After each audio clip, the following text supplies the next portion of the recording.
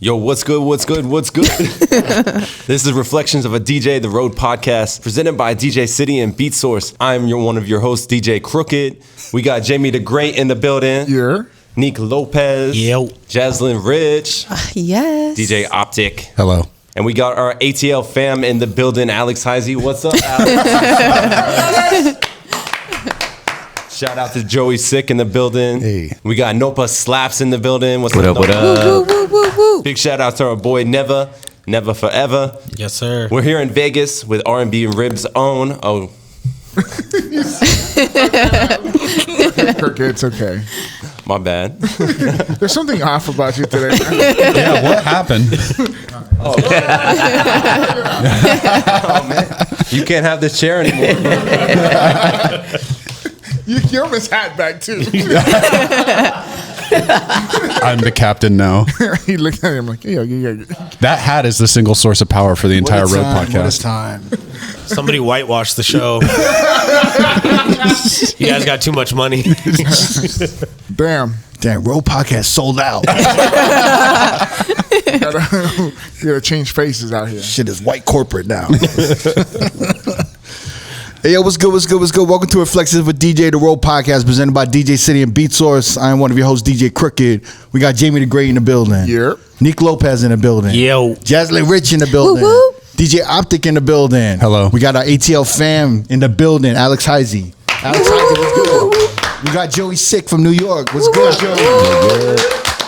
We are here in Las Vegas. We're fresh from the R&B and Ribs. This is like the after party. This is like the recap of the Las Vegas R&B and Ribs. This is a sleep-deprived hangover podcast. Everyone's so tired. And we have the founder and the DJ, Knowpa Slaps, in the building. Knowpa, what's good?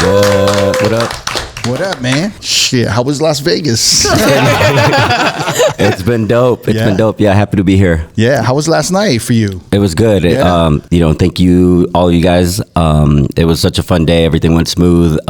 Everyone killed it. It was. Yeah. It was our second time running Ribs out here in Vegas, and it's been super cool seeing how the community comes out to support us, because I feel like I said this last time, where it's like a lot of the people, or I feel like the people that have come to the party, they're people, they're like nightlife people. They're people that are working in like these, in my opinion, some of the best nightclubs in the country. So for them to be impressed, it's like I think it's hard to impress people like that, because they're seeing this amazing shit all the time, So for us to just show up and like our humble party, where it's just like some nerdy DJ shit, just playing music, I think that's kind of why the locals are taking a liking to it, because they're just like, hey, this is just a vibe. This is just music. So it's been super cool seeing that last time, and then this time, It's crazy because the venue that you use, Ferguson's, is like a lot of Vegas people go there and they're like, I've never seen or heard of this place. Yeah. I love Ferguson's. It's great. You know what's so crazy? I used to work at Ferguson's. Oh, cool. Yes, that was like my 9-to-5 job. I used to work at a plant shop there. Oh, so cool. all the shops in Ferguson's are locally owned. Uh-huh. So I used to work in there. So yesterday being there, I was like, I can't believe this experience is happening right So dope. now. I mean, Scratch Bassett had his Bassett's barbecue there. Yeah. There's been a couple of other events there, right? There's always events like Yeah. off events here. He hit me up. He was like, yo, for the next Vegas one, the second one, he's like, what if we did like a R.O.A.D podcast takeover? Yep. And I was like, yo, I think that's great. Let's do it. I think you were already booked, right, Nick?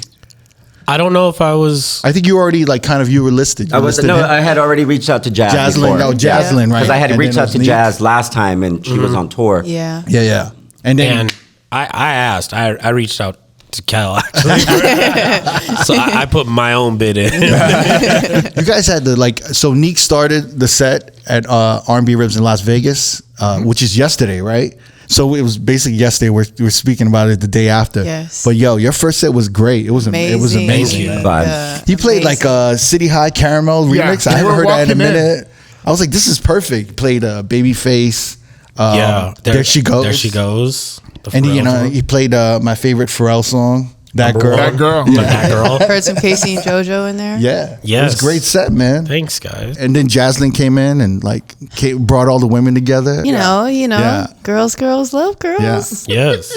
She knew exactly the songs to activate the women. It was like I love incredible. that. I was like taking notes. Oh, were you? Yeah, because it was like Neek played this really cool, like perfect setup set The vibe was really great. The weather was perfect. It was just like one of those days where you're like, this is going to be a great night. Yeah. And then you started, and then you got the women activated, and it was like, oh my God, this is going to be fucking awesome. That makes like, me so happy. The two of you guys, like that's like a hard time slot, you know, and you guys, I think you guys did incredible. Both of Thank you. you. Sounds so good. Thank Great you. job. Thank you. And then Knowpa came in. Knowpa, your sets are so clean and like Every very time. smart. I was And the just gonna say ideas are smart. great. Yeah. Thank you. Yeah. Yeah, it's super fun playing the party and like, you know, being in charge of where I put myself in. There's cities that we go to where I'll play earlier. There's cities that, you know, last time we did Vegas, I played towards the end. This time I was like, yo, I want, you know, Neek and Jazz to set it off. Then I think I'll go in the middle, and then we'll have Crook and Jamie close it off. And I love playing that middle set because it's like it's starting to get busy, and you kind of want to go in a little bit more, but you really have to like show restraint because I just want to have a good party at the end of the day. And it's just like, you know, like we can't be going in too hard right away. So it's just like trying to bring in that energy without going too hard and burning. Is it hard to curate the sets nowadays? Like now, how long? R&B and Ribs is how old now? 7, 8 years? Yeah, without trying to, you know, we don't age things, but like, you know, like 2018 we did a few parties, 2019 we did a few more, like maybe 5, and then obviously the pandemic, but. So it's always kind of hard to Right. how do we age when we weren't really around for 2 years. But no, it is tricky curating sets. You know, it's especially if I'm, you know, it's like we've been doing a different Sunday in a different city almost since July. So like playing the party every single week, it's like, how do I keep it interesting for myself? Right. How do I keep it interesting for, you know, like, you know, Marilyn, our photographer, travels with us. Like my girl travels with us. It's just like, how do we keep it interesting? Where it's just, Yeah. I'm not just playing the same shit all the time. for You're just sure. like, How to switch the setup, but for still sure. keep it, yeah. But also, there's things that are always gonna hit, and it's just like I gotta be like, hey, Marilyn, like, just I know you've heard this a million times, but they haven't. So like, you know, just get ready with the camera. Yeah. But yeah, I think I'm still learning. And I think at the end of it, it's just like I love DJ. At the end of it, it's just like I started this party because I wanted to DJ, and I wanted to DJ more, and I felt like I wasn't getting a chance to DJ. So like I always have to remind myself that, especially as I've gotten busier, as we're doing bigger things. There's days, even for Vegas, I was like, you know, like been stressing about making sure that we were gonna have a good party, making sure that we were gonna get plenty of people in the door, and like. So like there's times or even like last minute permits, last minute contracts that I'm like having to sign, and I really have to always take a step back and be like, yo, the whole point of this was for you to DJ. Like no matter how busy you are right now, you're gonna spend 3 hours making something happen, you know, like Right. for this, because you know, like that is why I wanted to do this. Yeah, it's Right. tough. It's tough to like juggle the behind the scenes business and then also be in the front of the show, like, and be creative, right? Oh, for sure. Because you can just get caught up in the business and just get lost in the business, right? That's a full-time job, is, you know, what everything that like a lot of people don't see. Yeah. I wish I could be a little bit better about showing some of that sometimes, but it's also, I don't know what there is to show. It's just literally me in a computer on the phone. Yeah. It's behind the scenes for a reason. Yeah. Exactly. Thank you, Nick. So wait. So in 2025, what's been like maybe the biggest hurdle for you this year? I think when R&B and Ribs first started, there was the pinnacle of day parties that I looked up to, that I've talked about, that anyone that knows me knows, you know, I looked up to, you know, I still look up to MoMA, everyday people, like, you know, all like these parties that were around, that I was like, whoa, I want something like that. And the reality is nowadays, it's like everybody has a day party. Right. Everybody has an R&B party. And then everybody has an R&B day party. So it's like, we are just I've always taken pride in trying to say that we've always been very intentional about everything that we do. Mm-hmm. But I think now it's even more, because like, what, you know, like for example, Alex has reached out for years to be like, yo, we should do R&B and Ribs in Atlanta. And I would love to. But the reality is, like, there's probably so many R&B day parties in Atlanta already that it's like, what would a party like Ribs bring to the city of Atlanta that they don't already have? You know, and which, you know, like Crooked, we talked about this yesterday, and you said, well, like, the style of DJing that you bring is so different, and I think people would like that. And you know, I would like to agree, but it's also like I think that's why I'm maybe like I've been a little bit more apprehensive about some of the markets that we're going to. For sure. So Alex, what do you think? Is he being like overly skeptical? When you have like a brand like that and you want to protect it, I think it makes a lot of sense. You know what I mean? But I do think it would kill and you could bring something different, you know? Yeah. So, but like as like when you have like taking ownership of that, like makes complete sense to me too.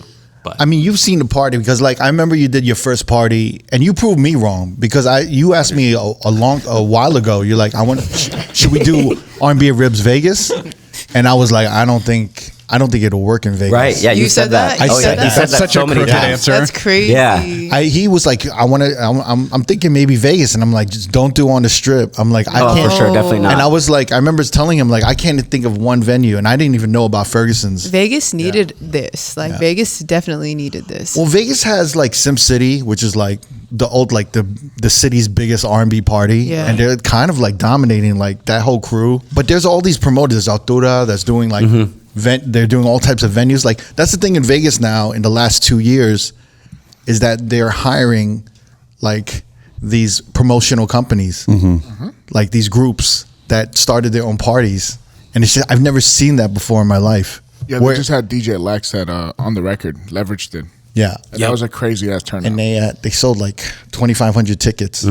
Like Yeah. the line was outside of like it went throughout the whole casino, basically. it went through like it was insane. Amazing. Yeah. I think that was the most ticket sales they've ever had. Probably. Good for And they've had like And they had Usher in there. They had yeah, facts. Back-to-back days.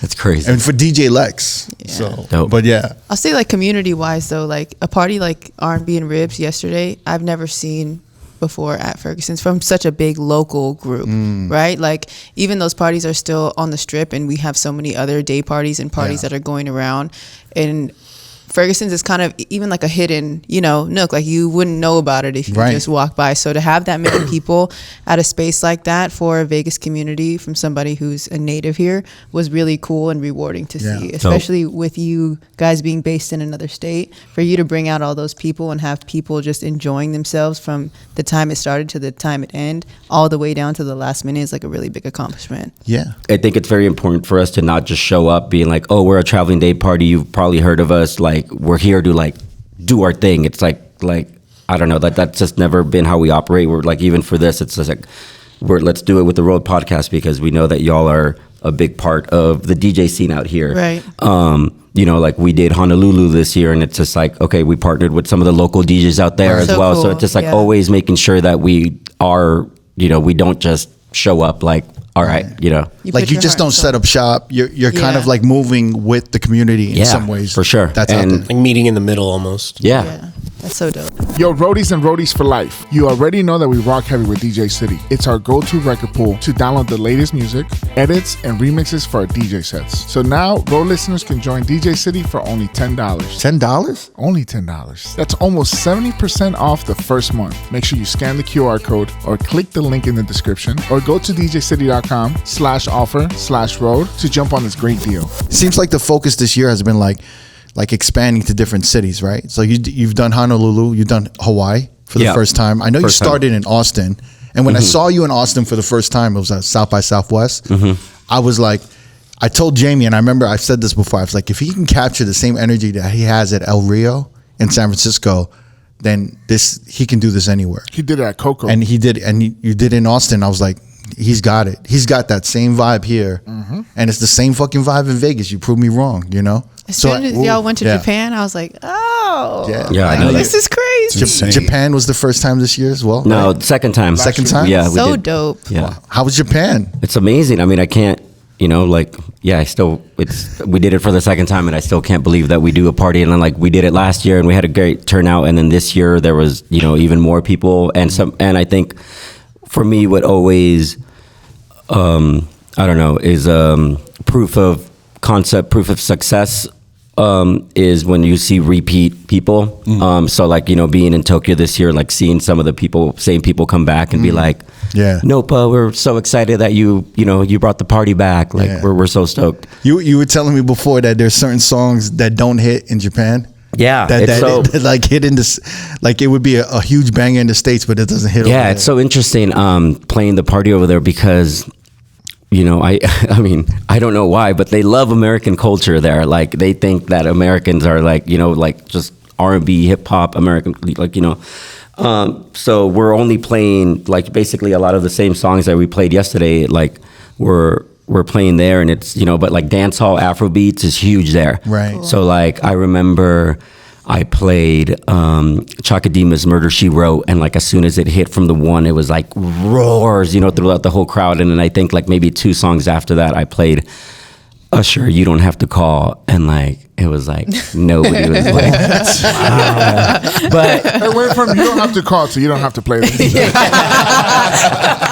My man. Were you like panicking? no, because the thing is like unlike here where I feel like, and I mean we're all working DJs, like if in the States, if you play nowadays, especially if you play a song that people don't know, they stop dancing. Yeah. They're bored. Like they're like they like even though they did not know Usher, You Don't Have to Call, They respect were it. still vibing. They dance through. Yeah, they're like just I like can get jiggy to this. yeah. I wish that was the case here. I wish know. people would just dance through Right? it. It's only going to be here for 30 seconds. Yep. Don't worry about it. Just Yep. No, fuck that. This is the worst 30 seconds of my life. I'm leaving. Right. I'm writing an angry comment. Yeah. What other cities did you hit that was new? This year, let's see. Yeah, so we did Honolulu. So one of the goals for the year also was to grow the LA market. We did LA last year. And then this year we did LA 3 times in 3 different venues. And that last one that we did was the one. So like we're really excited to continue to grow LA next year. Why was your focus on LA? Because we had such a good party last year, and it was like in a small spot, and they were like, you know, like the locals as well. Like again, you know, we had a lot of really dope local DJs, Thurston, JQ. JQ's amazing, nasty. man. Thurston's everyone's nasty. Yeah. Like and even like them as locals who. It's so wild to me that like I would think that they're 2 of the best DJs in LA, but they're like, yeah, we don't really DJ in LA much, you know. So for us to bring Ribs there, they're like, yo, thank you so much for bringing this party here. Like we need stuff like this here. And I'm like, so like hearing that from them and then hearing from the locals too, like, yo, this is such an, you know, a vibe. Like I was like, okay, we need to, you know, try to find a bigger spot for next year. So for like 2026, are you looking to expand to other cities, or like are you kind of just picking one city, one country? I think we're being, you know, like again, intent, you know, being intentional is number one. And I think for us maybe, and I don't even, I guess I think we might maybe hit some markets that don't get a lot of love, you know, like because there are so many traveling parties, there are so many of these. I don't know. So like for example, like we were trying to do Seattle this year, it didn't end up working out, but that's a goal for next year. Is like we really want to do Seattle. I've heard so much shit in Washington, like that's the state of Washington, that they're like. They have no nightlife. Like I mean, they have nothing out there. I wasn't going to say that because that's kind of, but that is kind of what I've heard as well. I've heard from the locals too. Yeah. They just, there's like kind of like, there's not enough parties. There's not enough events. There's not enough anything out there. So like, they're kind of starving for like, for something Some out there in culture. Washington. Yeah. Cause like Jamie had a couple, I was like talking to a bunch of like kind of festival people who were doing like Latin festivals, and they wanted to book Jamie. And he was just breaking it down like Washington is like an open market. Like no one's really. There's not a lot of action out there. No one's doing concerts out there. No one's doing like events and these large parties or anything like that. Yeah. Yeah. I was going to say, you had a good turnout last year in Detroit. Yeah, we Like, did Detroit it's- last year. That was And like it looked like some alley that Yeah, you found. that was- set up shop. Are you going to go back to Detroit? they reached out. I would like to do Detroit again. We weren't able to make it work. You know, at the end of the day, R&B and Ribs is a business. Like we get to throw this amazing party. We get to travel. We get to, you know, hang out and party. But at the end of the day, like if the numbers aren't in the green, like we really have to think about, you know, if we're gonna pivot, if we're gonna do some things different in the future. And Detroit just unfortunately didn't make as much sense for us this year. So I have a question, because a lot of DJs hit me up and they want to DJ R&B and Ribs, and I always tell them like Crooked, you know, hook me up, and I'm like, yo, You should just go, huh? I was saying, who do they think you are? The fucking booker over there? No, they just like, I think, it's just like, I think some of like the OGs, like it's like a cosign. And then like if I cosign, then they get booked. But I just always tell them like, yo, you should go to the party. Right. And like meet Knowpa and like see what it is and like support the shit and like really see what they're doing and not just see like the recap videos and like the hype and like the online hype and just be like, yo, I want to be a part of that. Yeah. But like, how do you decide who you book and like, do you have to listen to the DJ?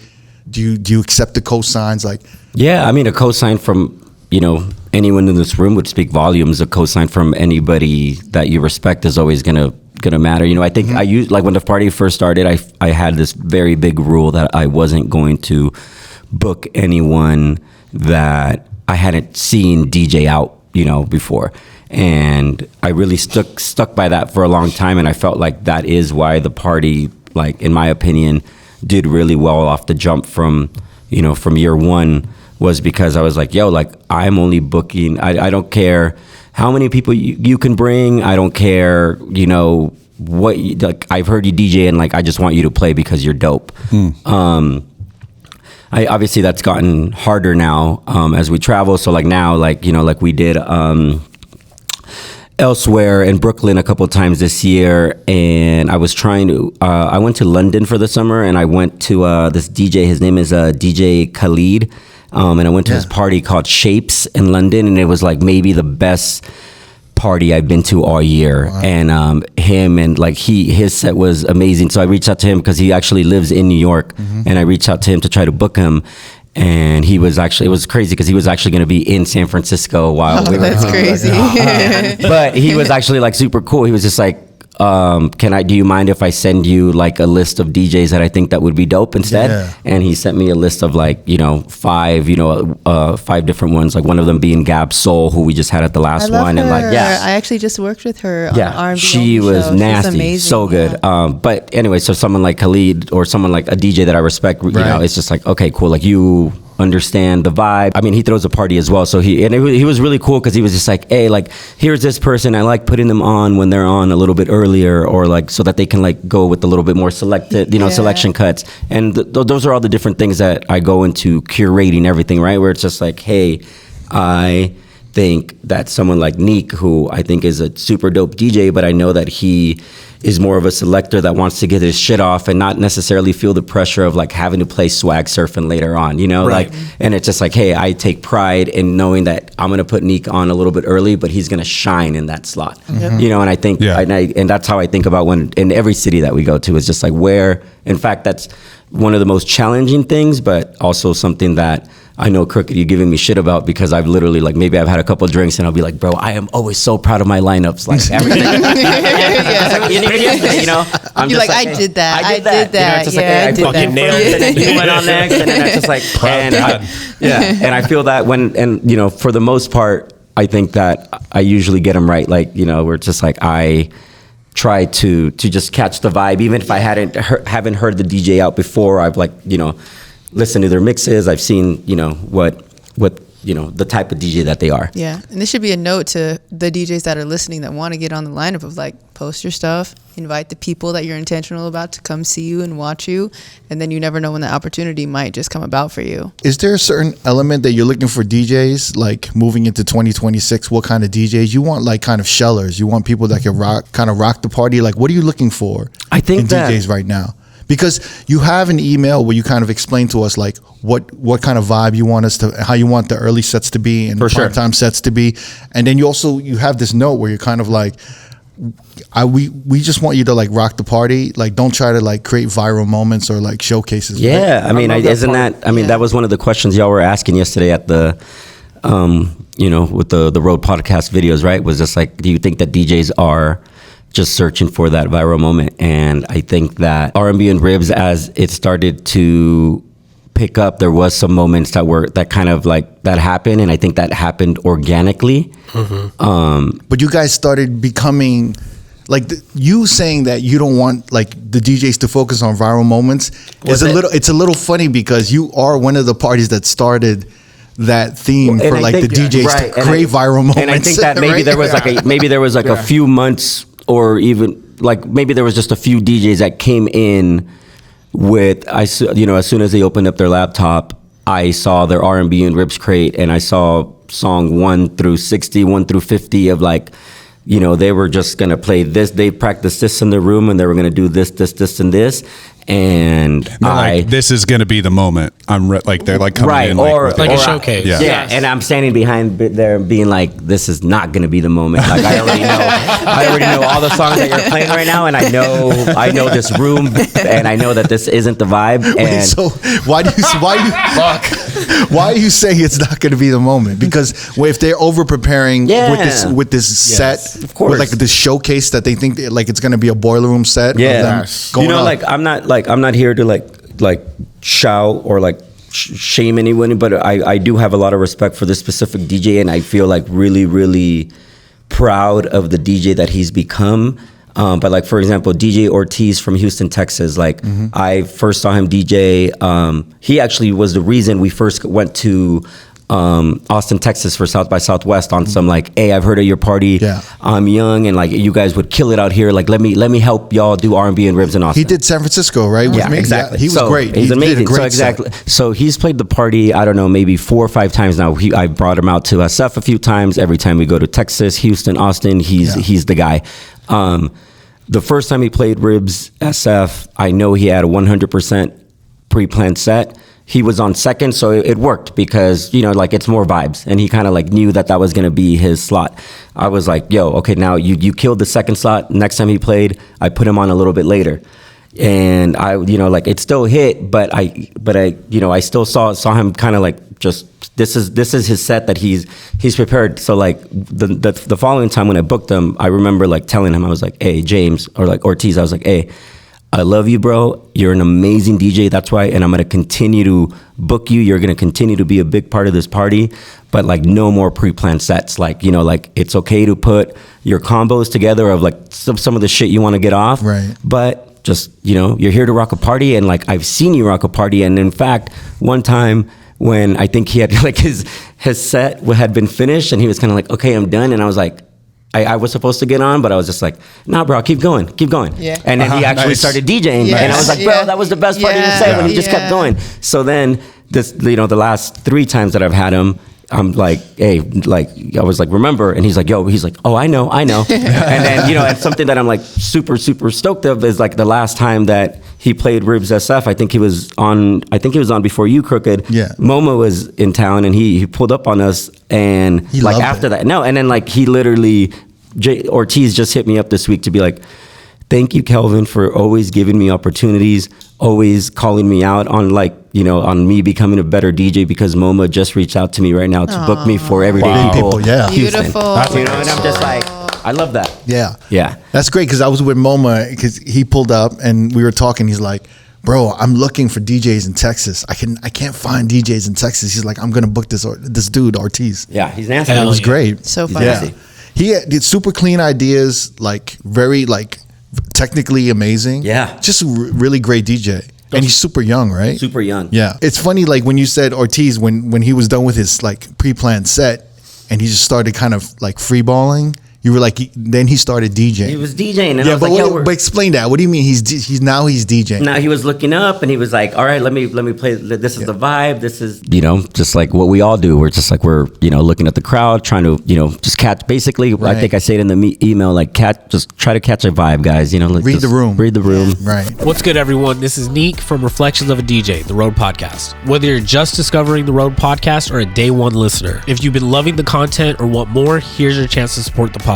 Get closer to the action and unlock exclusive content by joining our Patreon. This is for loyal listeners who want early access to new episodes 3 or 4 weeks ahead, your name in the credits of every video episode, and access to our exclusive R.O.A.D edit packs. Now, for the hardcore supporters, we've got our Tier 2 R.O.A.D for Life subscription for just $10 a month. This is an all-in package. You'll get everything from Tier 1 plus a monthly bonus episode, early access to our R.O.A.D 10 and R.O.A.D Talk interviews, behind-the-scenes content, our In the Crate series, along with exclusive unreleased content. This is your chance to support the podcast and get more of what you love. Join the family today at patreon.com/R.O.A.D podcast. Check the link in our descriptions. We appreciate you. Let's keep this journey going. The party is getting so popular and has so much cachet for DJs that I can totally understand when you get booked for it. You're like, man, I got to fucking kill this shit. And then you over prepare. Right. Over preparing is a thing. And then you kind of forget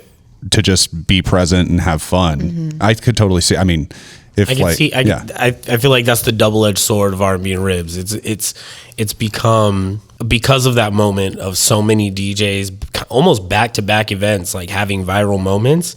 Every DJ feels like, I need to have a fucking standout moment. Yeah. Very notable Even just party, like a creative transition, even if it's just one, I need to have one. Something. I think there's that in every DJ's mind, that like it's going to be a room full of DJs, but there's also a lot of mostly just party goers. Yeah. Like people are going to talk. You got to rock, Yeah. bro. Like you kind of got to party rock. You can't just like I think the do a party showcase. Yeah, I think the party has like 5 slots, right, for DJs. Yeah. I think the first 2 slots you can kind of pre-plan a little bit. First, yeah. Yeah, because you're like vibing out. Yeah. I think the third the third slot, the middle slot. I think that's the hardest. Sometimes. That's when it starts. I agree. You can like pre-plan the first 30 minutes of your hour, but the last 30 minutes you kind of got to ramp it up. yeah, You got to yeah. ramp That's when the the energy party up. goes from vibes to a party. That's when you said it's hard to like ramp up the energy without burning Your last two the next guys. DJ. Yeah. And then the next 2 DJs really can't have a plan. They kind of got to read the room. Jamie's like, Yeah, it's funny because I was talking with Jamie about this. You have to go with that. Yeah, I would tell you what they want. Yeah. You don't know what you want, what you got to play till you see the crowd. And you're like, oh shit, this is I not was working. prepping my set. Me and Jaime talked almost every other day, prepping 2 weeks? sets for Yeah. like 2 weeks. And afterwards, I'm like, yeah, I left a lot on the table, man. Like I didn't, and I'm the first set because we didn't know the lineup till like a few days prior. Right. So I think we're all planning. I think we all had an idea of where we would be. yeah. you gotta send that Ross the set list like earlier. Okay. I've been busy, guys. I'm sorry. He's a busy man. He's a busy man. He's a I mean, busy man. I think we all kind of knew generally where we would be, but not exactly. He wants you to sweat it out. Yeah. He's like, Yeah, prepare for any I slot. was like that. I was like, that was absolutely intentional. He doesn't want us to prepare. You could be at any time. When we But, were preparing, I hit you up. I said, that's like 2-3 weeks ago. I'm like, yo, you got the setup? Yeah, the set list? And you're like, no, not yet. Maybe in 2 weeks. I was like, fuck. My headlining or opening. I was like, what we had? It was perfectly a perfectly lined up lineup, if that makes sense. Yes. Everybody executed their time slots in the role that they played yesterday, for sure. It's funny. The last time I did San Francisco, I over prepared like so much that when I got on, I was like, oh man, I got this edit. I just made this edit and I did this edit and I was going to do. And I started like the first 3 songs or 2 songs I was playing. I'm like, oh, I can't do that. Oh yeah. I can't. And I was like, you know what? I just got to like fucking. And then like it's a little light. So it's like you can't really kind of be like overly obnoxious and aggressive Yeah. and like trying to force people to like party and Yeah. turn up. Yeah. So I was kind of like, let me just vibe out with them and like play these songs. And Knowpa was like, you're going to get on the mic? Like, you're not on the mic. Honestly, I would be a little bit freaked out if you DJ'd and didn't get on the mic. That's what I'm I saying. usually, look, I usually don't get on the mic. If I'm getting on the mic, I'm usually. Whoa, yesterday? Yesterday? When do you not get on the mic? Yesterday? No, yesterday it was like I was overcompensating. I was definitely overcompensating. I was on the mic too long. I know. Everyone was like, "Yo, it was good, but it was a little too much mic and it was Little like too Mikey. much." No, listen. Little Mikey, little microphone-y. Little Mike. Knowpa came over here and he's like, hey, quit shouting out the bass so much. Yo, I saw this. I told Knowpa that I'm like partying, right, having a good time. I look around, I see to the side, and all I see is Crooked on the mic, like, yeah, we go. And then I see Knowpa, and Knowpa's like, bro, stop saying the yeah area. We're in Las Vegas. I'm like, literally. Yeah, but so there is a large like Bay Area and Hawaiian community. Yes. In Vegas. Those are the two cities you can get away with shouting out in Las Vegas. Yes. Yeah, but like shouting them out like maybe twice, right? Not 15 times. So here's the They thing. each get their little 15 minutes. So here's the thing. Since I've been in Vegas since 2006, for almost 20 years, 2005-06, I swear to God, we've been saying yeah area on the mic since earlier then. No, you're not wrong. Because like, I mean, that it's was just. you would get the biggest response being gay area. You just like they just all come out of the woodwork. So many people from the Bay Area. Yeah, Yes. there's so many, Especially but, that time frame, 05, 06, the hyphy era. It was crazy. Explosion. Yeah. A lot of people faking from the Bay too. True. Really? I'm an Yeah. honorary Bay Area Damn. member. Just want to put that out there for everybody. A Bay member, huh? Everybody That's from how the you know Bay it's is like, honorary. we accept you. So you know what? I'm an honorary Bay. The crazy part, I learned how to DJ in the Bay Area. Same. So I knew all the hyphy shit from that era. But yeah, it's the energy there is way different. Love it so But much. there's a huge Hawaiian community. I mean, Knowpa, Bro. you were playing like Dude, those Hawaiian a bunch of records Hawaiian went records. Yeah, Yeah, I love they those. did. You Every nailed time. it. This is the ninth island, bro. I learned that last time while I was here. Yeah. Right before, I had no idea, and right before I got on, Nick Davis pulled up to the last time, Shout out, and Nick. he was like, "Yo, dude, did you know that they call Las Vegas the Ninth Island?" And I was like, "No." And so like I literally went on my Serato and like dragged these like this J Boog song, like two of them, and they went off. That was maybe the biggest Perfect. reaction to the set. And you know what's the funny thing? I recently DJ'd in Hawaii, Honolulu, in like earlier this summer, and yo, they're like Bay Area heavy. They fucking love the Bay Area shit. I love like, it. And they love Vegas too. It's like funny when you go to Hawaii and like people are like, where are you from? And you're like, Vegas. And they're like, oh my God, that's amazing. I wish I lived there. And you're like, you live in Hawaii. Right. Like, because Vegas, I mean, Vegas is essentially like a service industry city, right? And Hawaii is very much a service industry Yeah. city, you know. Yeah. Very so related. it's very like cousins. It kind of They're makes related. sense in that way because Yeah. I mean, like Vegas used to be super duper cheap to live. So coming from Hawaii, they would all come Yeah. here. Same industry, Same with a ho- lower cost of living. Large Yeah. hotels, like Yeah. casinos, or like retail. I just feel restaurants. like I they feel were like great at it. one is just a little nicer. I mean, Way nicer. Yeah. I feel like you're splitting hairs. Maui, Henderson, pretty similar. Yeah, North Las Vegas, Kona. So like I've been speaking with like all the homies that have like different DJ parties like spread out throughout the country, and they're all kind of like saying ticket sales after the summer have been kind of down. Like towards the end of summer, actually, it started hitting maybe in like July. They started seeing a change, like July, August, like ticket sales were a little bit down, attendance was a little bit down, and they're like trying to say like, oh, is it this or is it that? And I think the plain simple reason has to be like the economy. Like people are just not, they don't have the disposable income they had before. So like going out isn't like as much of a priority. Yeah, that's the first thing that's gonna go, right? Does It's this worry you at all? But like at the same time as I say this, R&B and Ribs maybe had its biggest year ever this year, right? Yeah, maybe. Yeah, I think. Yeah, we definitely had a good year, but again, we're always always learning, always adjusting. And I think anybody that does anything or like any creative, anybody, as nightlife people, right? We're always when we go out and DJ somewhere and it was like light, we're always trying to figure out what the reason for that was. It's like, oh, there was a big concert around town, or there was like a competitive event across the at another nightclub across the street, and yeah, I think that it definitely, the economy definitely has a lot to do with it right now, and I think that there, like I said earlier, there is also, I think, just so many more options, I think, right now for people. Everybody, I don't know, I think I have to be careful with how I say this, because I think that there's enough room at the table for all of us, as creatives to do our thing.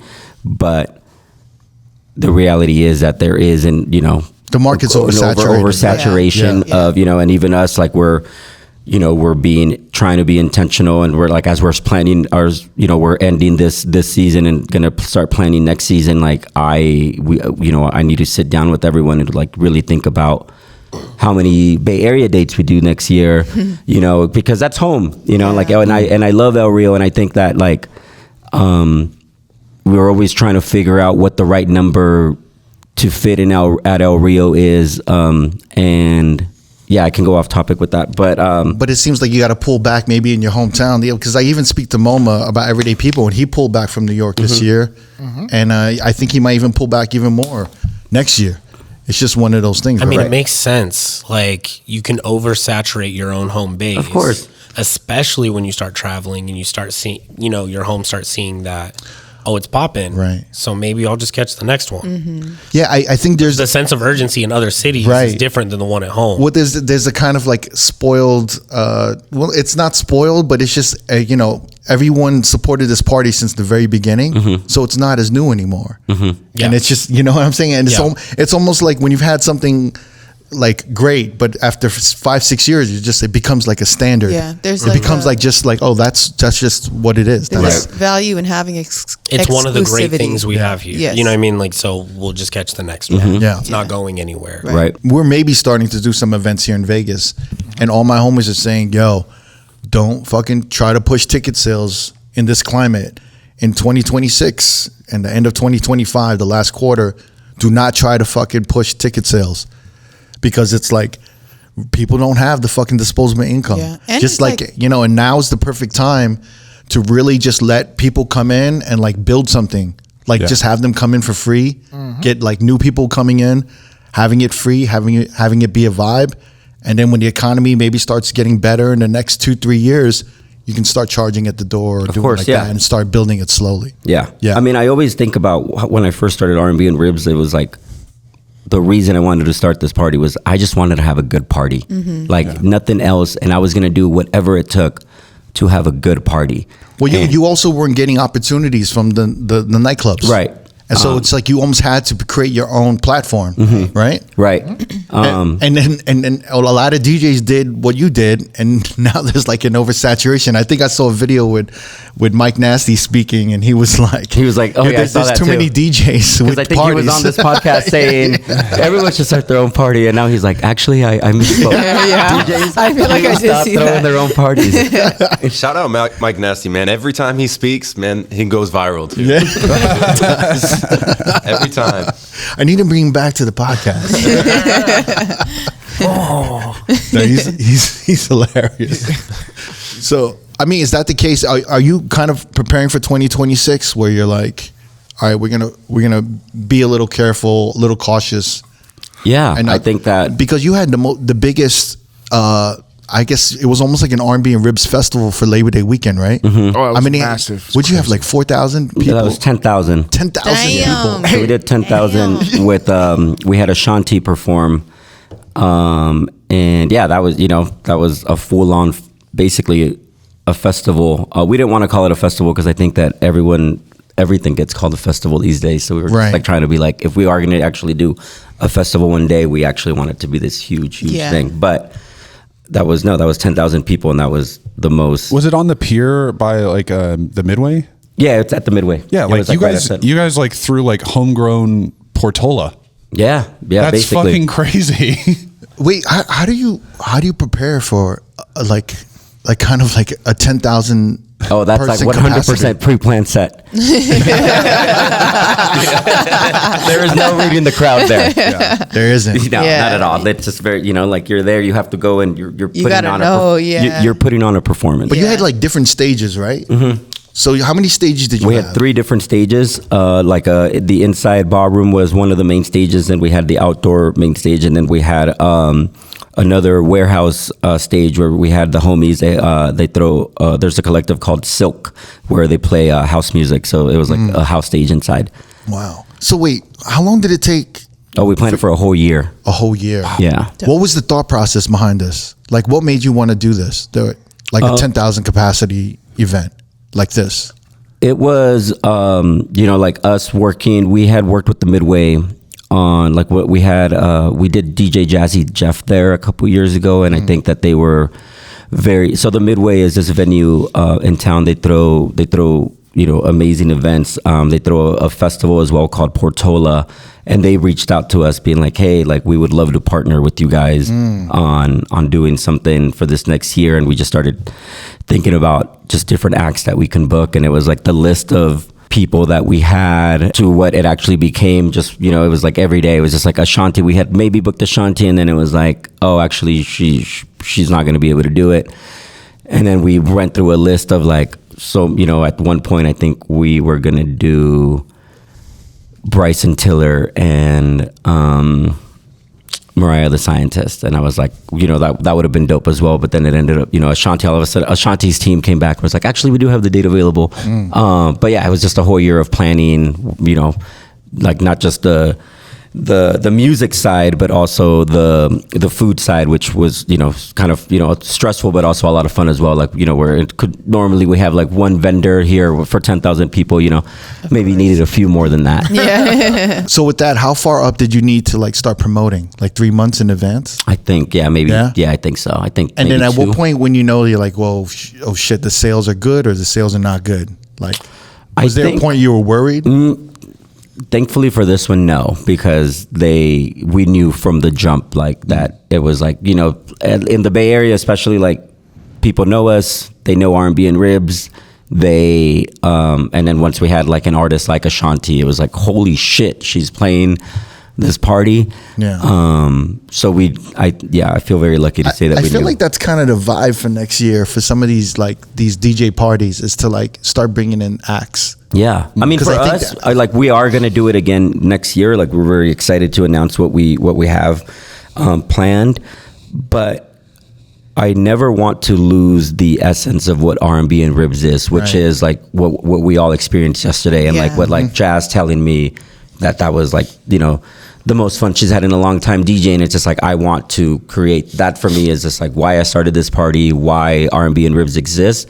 So it's just like I think it would be maybe very easy for us to pivot in that direction, but at least right now I'm holding on to be like, okay, I'm down to do that once a year, maybe twice a year, but like I still want us to be the backyard party where the DJs just come and get their shit off. Going back to like not losing the essence of a party, like what advice would you give to maybe some of the people who already have established their party but maybe it's not as popular? Because I'm kind of in the process. Like I'm learning so much through this conversation right now. So I have my own event as well called Sincerely Nostalgia that I've been trying to kind of get off. How do you book people for that party?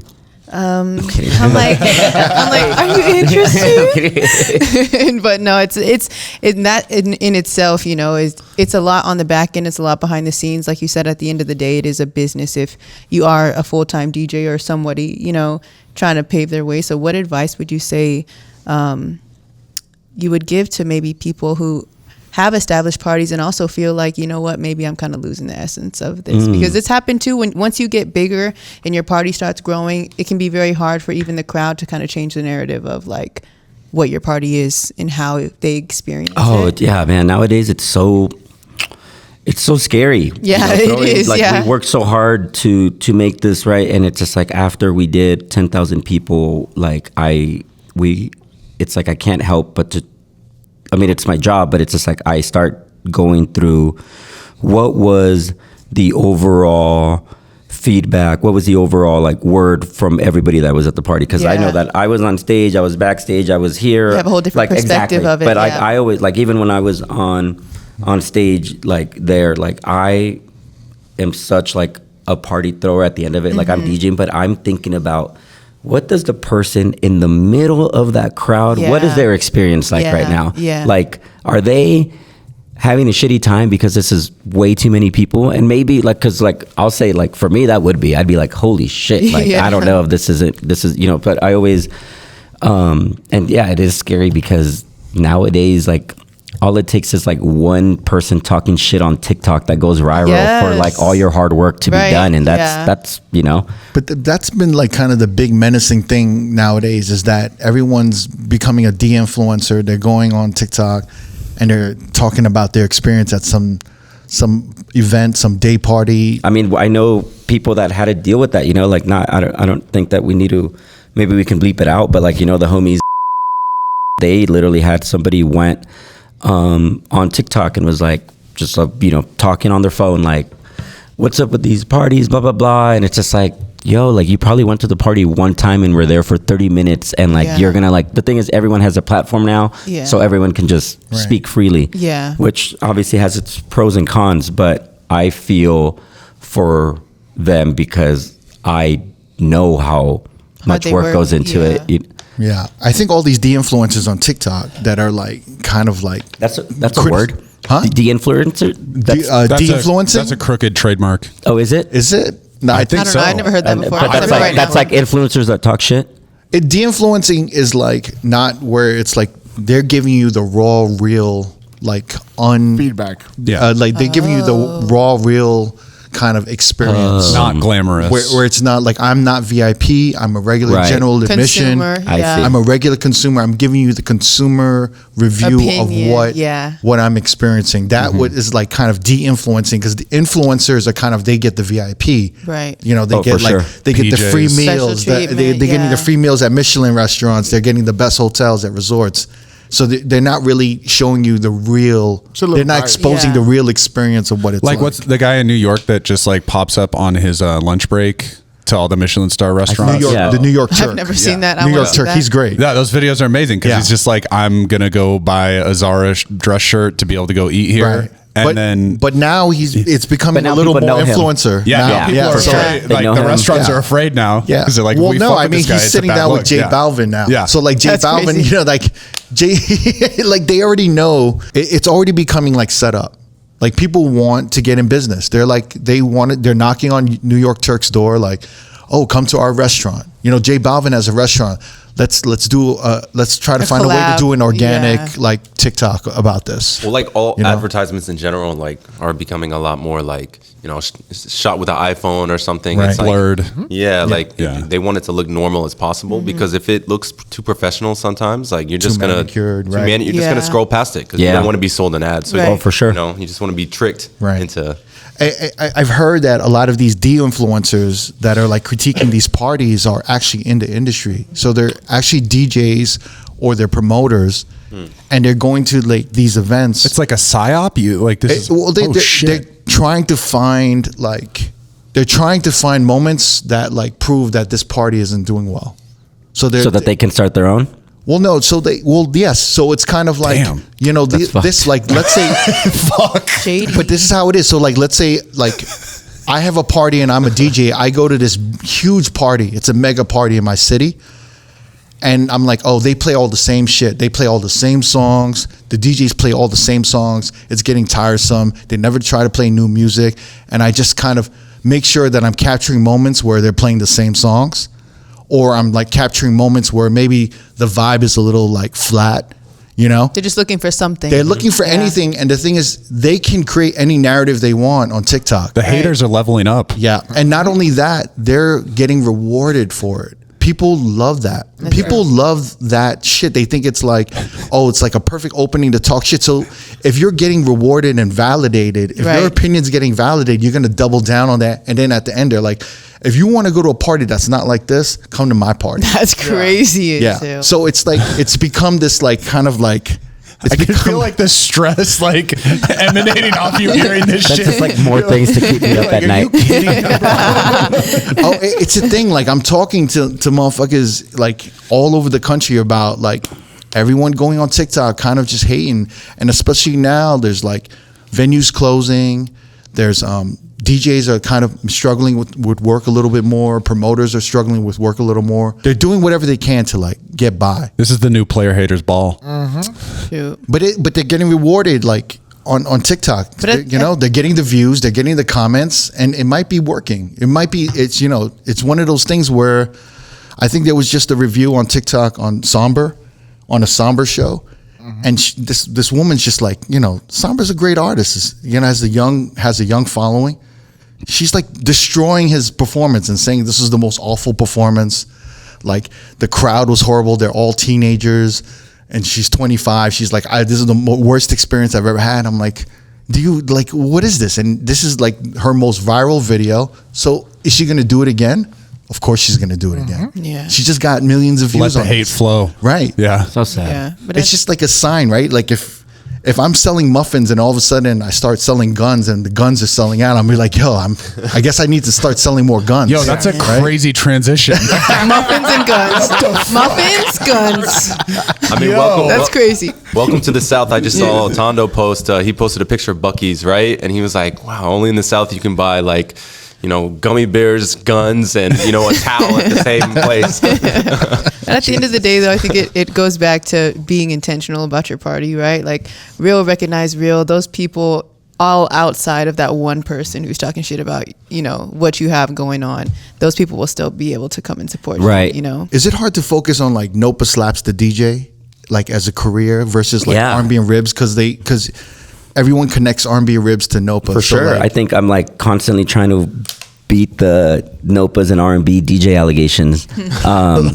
Because I'm still a working DJ, you know, whenever, as much as I can be. Like, you know, SF, I have my few residencies. I travel around to different nightclubs here and there. But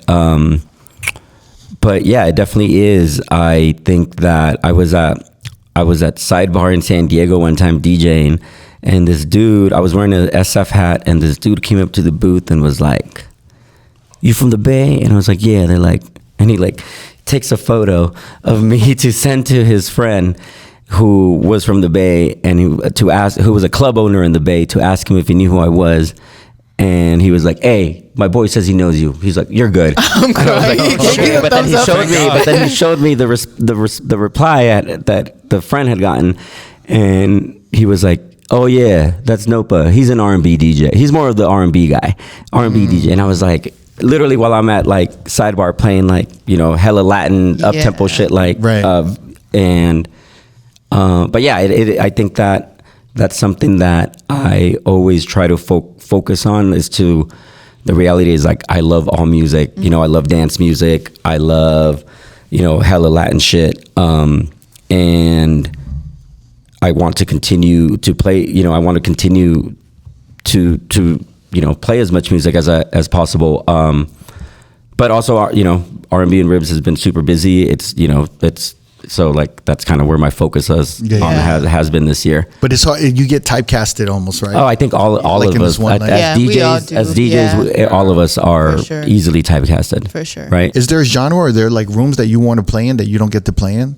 Like, I think that I feel very lucky that I have R&B and Ribs right now, because I think that when I do get into these other rooms, I don't know, it's not as fun. Like, I just feel like, because like what we're talking about, like nightclubs are just struggling right now. So it's just like, I feel Yeah. very lucky to be in my position, because it's just like, and I feel that when DJs play the party too, because most of the time DJs are like, "Holy shit, that was amazing," and I get to do that every weekend. So like, I feel very lucky that we've built something like that. Yeah. sometimes I talk to MoMA from Everyday People, and he's just like, he does these other parties, or he does like these other bookings that are outside of Everyday People, and he's just kind of like, you know, he's just so spoiled from Everyday Yeah. People. I mean, I feel. So he's like, "Is this what you guys DJ all the time?" I'm like, "Yeah, we have to do that." Like, Yeah, he's like, exactly. How do you guys how do you do it? Basically, yeah. That's what I'm he's trying like, to say. "Yo, like they did this, they set me up for failure," and I'm like, I mean, it just happens like that. Like, Yeah, people that's don't, another week. Yeah, people don't care as much as you're gonna care about all the little details of how to put an event together. Yeah. So when he goes there, he's kind of like, "Oh, no one's taking care of this. Where's the lighting guy? Oh, where's the Yeah. manager? Where's Yeah. this? Where's that? I can't even get a water." Like da da da. It's like, it's so chaotic, and for him, it's like he's Yeah. just like, "I don't want to do these." He almost like, "I don't want to do these anymore." I think I struggle with, as somebody that throws a party. I think that when my job is just to show up and DJ, I struggle because I'm focusing on so much of the other things. Like, I'll be in this super packed nightclub and I see maybe like a little scuffle and security's not on it, or I see just somebody just anything in the crowd, and my job is just to make sure that they're dancing the whole time and just to make sure that the music's good. But I'm just like, and in my head I'm just like, bro, like just focus on focus on DJ and but yeah. You're on operational mindset because you're so used to running your own operation. It's funny that you bring up some of these venues like struggling, because there was a DJ that came into Vegas, and he had like a guest set at this poppin' party, and we had like a real conversation. He's like, "I don't know how to DJ a poppin' party anymore, and because in the last year I've just been having to keep the crowd at the venue." So it's like there's such a different approach when the venues are struggling, and every gig you're literally just trying to keep the crowd there, versus like when you have a full crowd that's really waiting to hear like what you're gonna play and what you're gonna feed us, but you're kind of like, you've lost that confidence because you're constantly just trying to keep people there. So you're like, you're just maybe more like, I don't know, like Survival mode. Yeah, especially it's like- if you do it week after week, and you Right. just get accustomed to it. But you lose that confidence a little bit to just be like, oh, I'm gonna rock this room, because you're just kind of like, I got to keep people here. So you play Party in the USA. It's just one of those things. I was just like, I related to it so much, because I'm like, yeah, like I have been noticing like I'm in so many different rooms now, and it's like constantly changing. There's this one venue, like every 3 months, they're like changing the genres. They're like, 1 week they're like, not as much hip hop, and like, let's start the night with new wave and like, new disco. And then all of a sudden it's like, Leah, play a little more hip hop and no Latin. And it's just like, and every 2-3 months it's changing. And like, I'm micro targeting. Yeah. I just don't know what's going on with the whole thing. But you don't experience any of that when you're going out to any gigs where you're kind of like, oh, like I have to like follow all these rules and everything, and I just don't want to do this anymore. No, thankfully the rooms that I am in, like I kind of just go in and I don't know. But I think that coming from, the chef world, coming from the, restaurant industry, hospitality industry, I still, especially when my job is to go there and just DJ, like, yes, I'm a creative, but at the end of the day, I still view my job as a hospitality job, where it's just like my job, like the owner, the booker hired me because I'm going to keep everybody here. And at the end of the day, it's just like, I don't want to sound like all I think about is business, but it's like at the end of the day, I know that my job here is to keep everyone here, and this is a business, and I'm going to do that. Yeah. So like so thankfully I'm not getting anybody in my ear about where I need to do and what I need to do, because I think that I'm already very aware of what I need to be doing and playing. Yeah. I'm actually like, Optic, we were talking about this, but we think next year is going to be really kind of a bad year economically for the country. Especially we're in shambles right now. Especially for Vegas. But it's funny because like I was talking to you about Atlanta, right? Yeah. And I was like, every city I'm going to, and like I'm seeing some of the effects of like economic like struggle. Yeah. Maybe some cities aren't struggling as much as others, but you're seeing like a 15 to 20% decline in business. But New York is like popping. But I was like, how was Atlanta? And he was like, Atlanta's popping right now. Yeah, I think, after COVID, there was a lot of venues that threw a lot of dope events that closed down because of COVID. And now there's a lot of places that have opened up in a lot of different niches. So like depending on what you're interested into, you can do stuff almost 7 days a week now. So Atlanta's like different. It's just popping. Yeah, I just think it's like, it feels really good now. Like some of the venues that were shut down and were missing, are now back. So, or different names, different concepts. Yeah. So yeah, it feels good. I like it there. Are you like, have you noticed in different cities they're wanting more R&B or more hip hop or more like pop or like? I don't know if they want it. I think that that's just what people have seen that works. So I think that that's why there is oversaturation right now, because that's just like, oh, R&B's popping right now. Like that's what we're going to do. Right. When I think it should be, I love R&B and this is why I want to do it. Yeah. Do you ever get like a lot of like kind of older like OG DJs, like they come to me and like, that's not an R&B party. They're fucking playing pop music, a little EDM. They're playing hip hop. They're playing trap. They're doing all this shit. I don't know about EDM,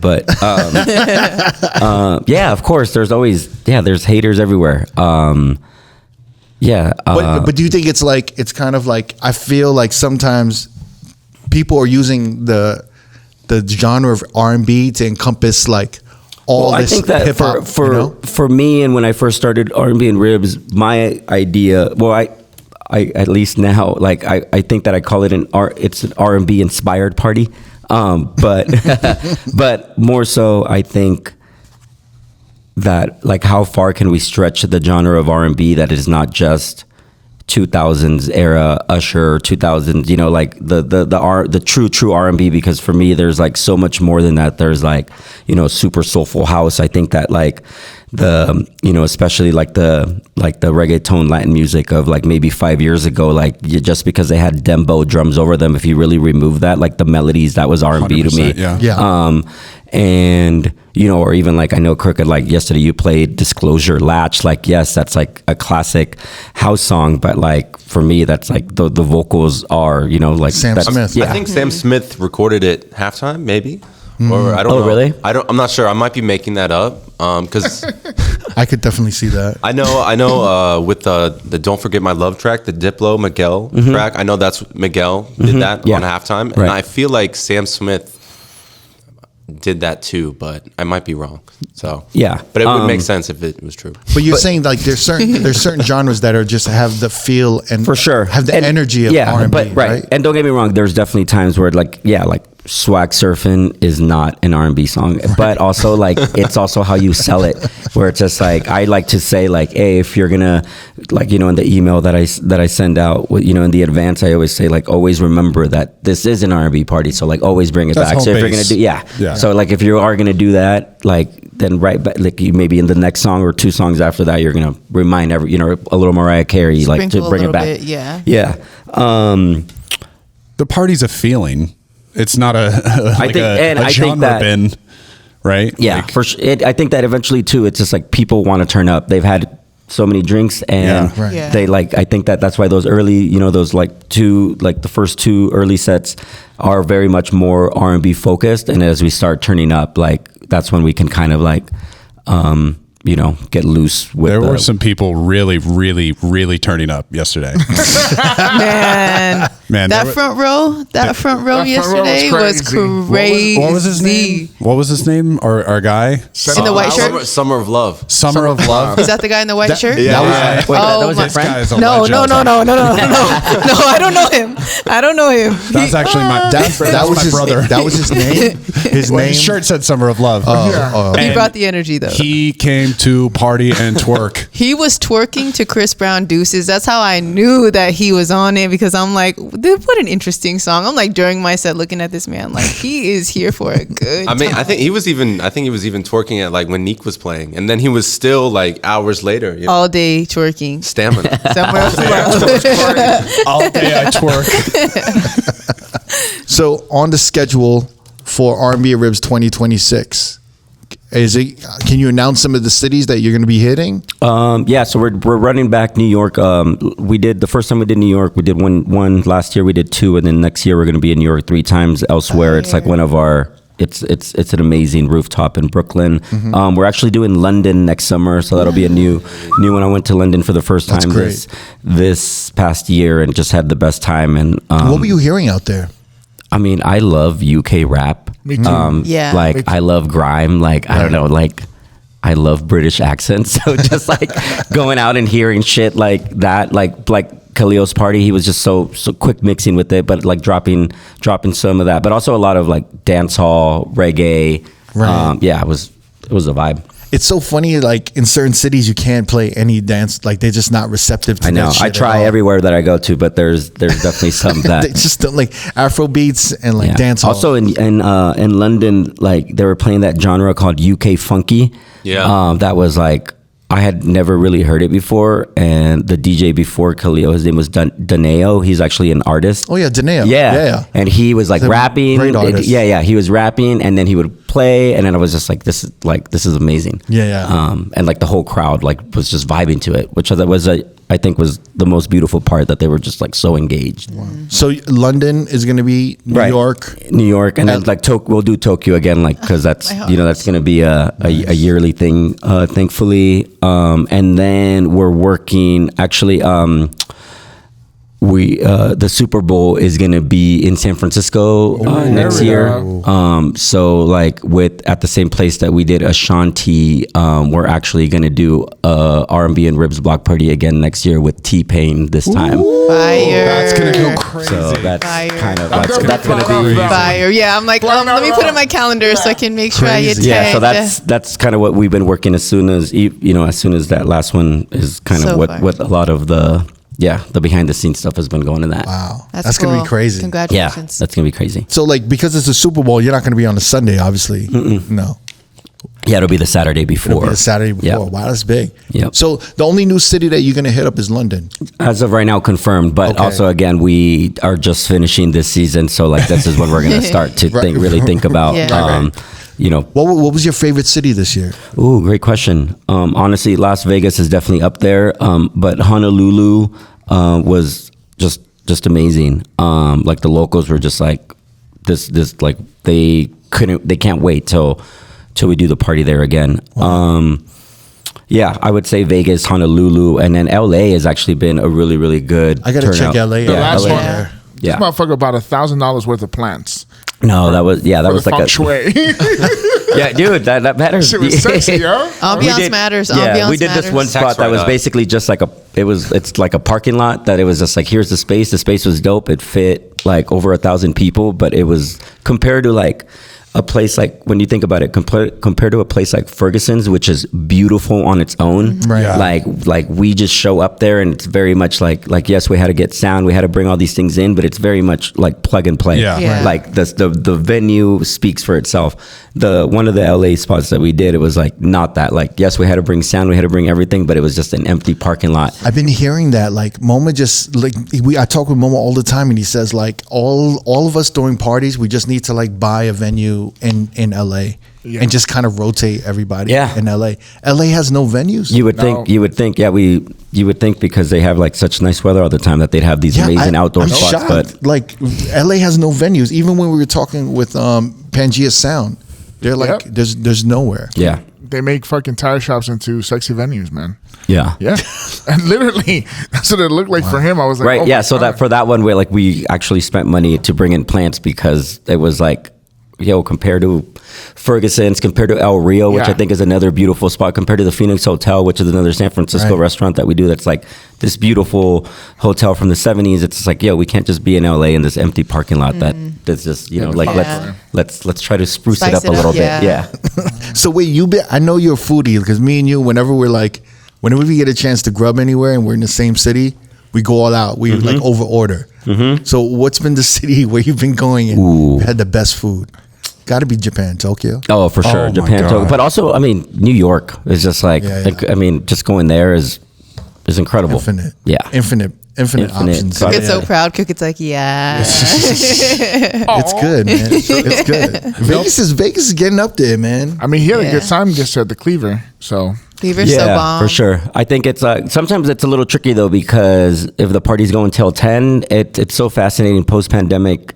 It's like no matter, even in a place like New York, like after 10, like you get, unless you know the spots, like it's slim pickings. And and like in a place like San Francisco, sometimes like after 9 p.m, like a you're ghost like town. Yeah. and even like Las Vegas, you would think, like, I know that there are spots, but like, let's say I wanted to go, we just had a long day, we'd like, like I want to go sit down somewhere where I can like order a drink and have like, not looking for anything fancy, but also I want to like be able Enjoy to chill. a meal, yeah. Yeah, and those are hard to find, past in any city that we go to, except Tokyo.